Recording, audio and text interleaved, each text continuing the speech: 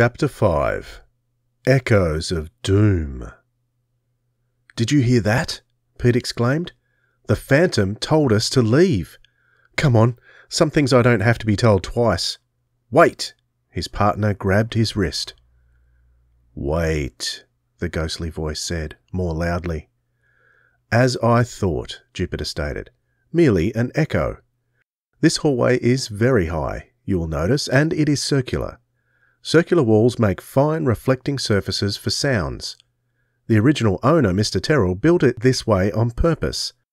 He called this Echo Hall, or the Echo Room."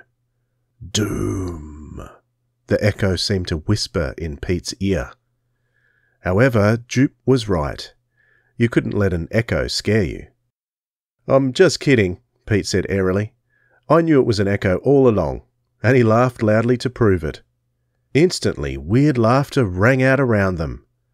The very walls seemed to laugh. "Ha ha ha ha ha! Ho ho ho ho ho!" The laughter died away into a final eerie chuckle, and Pete gulped. "Did I do that?" he whispered. "You did it," his companion whispered back, "but please don't do it again." "Don't worry," Pete whispered. "Not in a million years." "Come over here." Jupiter pulled him to one side. "Now we can talk," he said. "The echo only works when you stand in the exact middle of the hallway. I wanted to test it as a possible source of the fearsome manifestations mentioned by various observers in the past." "You could have warned me," Pete said. "Echo Hall was clearly mentioned in the research Bob did for us," Jupiter stated. "You just didn't read it carefully." "I was reading that part about the family from the East who spent one evening here and then were never seen again," Pete told him. "They may have just gone back east," Jupiter said. "However, it seems to be true that no one has spent an entire night in this building for at least 20 years. Our job is to learn what frightened those people. If it was a genuine phantom or spirit, a supernatural presence of the former owner Stephen Terrell, we will make an important scientific discovery." "What else could it be?" Pete asked. He was flashing his torch on the circular stone walls of the room. A staircase wound up to the floor above, but he had no intention whatever of going up that staircase. There were decaying tapestries on the wall, with carved wooden benches placed beneath them. In several shallow niches or alcoves stood suits of armour. A number of large pictures hung on the wall. He let his light flick from one to another. They all seemed to be portraits of the same man in different costumes. In one he was an English nobleman, in others he was a hunchback, a circus freak, a one-eyed pirate. Pete decided they were all pictures of the original owner Stephen Terrell, in some of his famous movie roles from the silent movie days.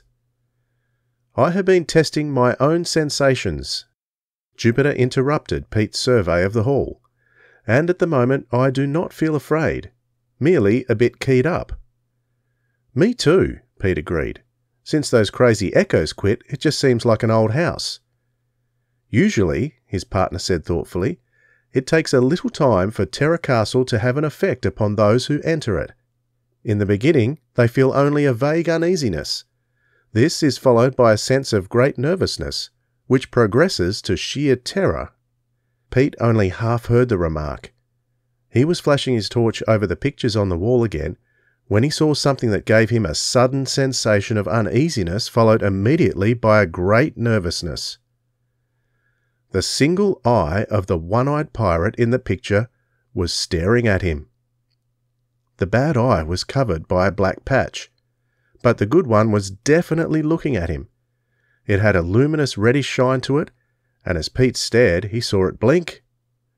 "Jupe," the word came from him like a croak. "That picture. It's looking at us." "What picture?" "That one." Pete aimed the beam of his torch at the pirate picture. "I saw it looking at us." "Merely an illusion," his partner said. "When a painter paints a subject with his eyes looking straight ahead, they seem to be looking at you no matter where you are in the room." "But it isn't a painted eye," Pete protested. "It's a real eye. It's a painted picture with a real eye." "I'm afraid you're wrong," Jupiter said. "It's definitely a painted eye. but we'll go closer and see." He walked towards the picture and Pete, after hesitating, followed. Now they were both shining their torches on the picture, and Pete could see that Jupiter was right. It was a painted eye. Very real looking, but it didn't glisten the way a real eye would. "I guess I was wrong," he admitted, "but I certainly thought I saw it blink." "Hey!" The word was just a gasp. "Do you feel what I feel?" "I feel cold," the other lad said, sounding puzzled. "We've entered a zone of low temperature. Cold spots are frequently found in haunted houses." "Then this one is haunted," Pete Crenshaw told him, his teeth chattering. "I feel a cold draft, as if a whole parade of ghosts were rushing by. I've got goose flesh. I'm scared. That's all. I'm just plain scared." He stood there for a moment longer, trying to control his chattering teeth. From nowhere the icy draft flowed over him. Then he saw faint, wispy tendrils of mist begin to form in the air as if a spirit might be materializing. At the same instant, the uneasy feeling that had become extreme nervousness mounted to sheer terror.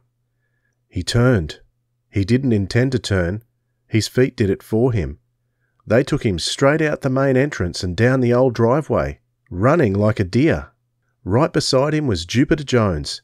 It was the first time Pete had ever seen his partner run away from anything so fast.